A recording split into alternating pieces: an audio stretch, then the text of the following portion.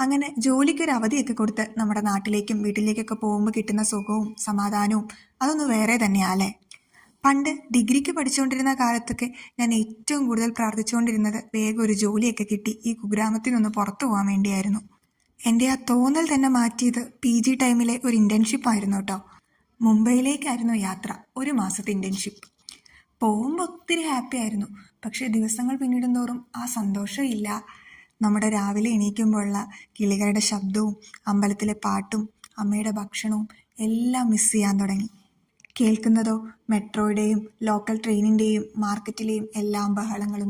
നാട്ടിലേക്കൊന്ന് ഓടി വരാൻ ആഗ്രഹിച്ച നിമിഷങ്ങളുണ്ടായിരുന്നു. തിരിച്ചിങ്ങോട്ട് എത്തിയപ്പോൾ കിട്ടിയ സമാധാനം അതൊന്ന് വേറെ തന്നെയാട്ടോ. പക്ഷേ ഇവിടുന്ന് പോകണമെന്നുള്ള എൻ്റെ കുഞ്ഞിലേ മുതലുള്ള പ്രാർത്ഥന ദൈവം കേട്ടു എന്നാണ് തോന്നുന്നത്. അതുകൊണ്ട് തന്നെ PG കഴിഞ്ഞതിന് ശേഷം നാട്ടിൽ നിൽക്കാനേ പറ്റിയിട്ടില്ല. ഇപ്പോൾ എൻ്റെ ഫേവറേറ്റ് പ്ലേസ് എവിടെയാണെന്ന് ചോദിച്ചാൽ അതെൻ്റെ നാടും എൻ്റെ വീടും ഒക്കെ തന്നെയാട്ടോ.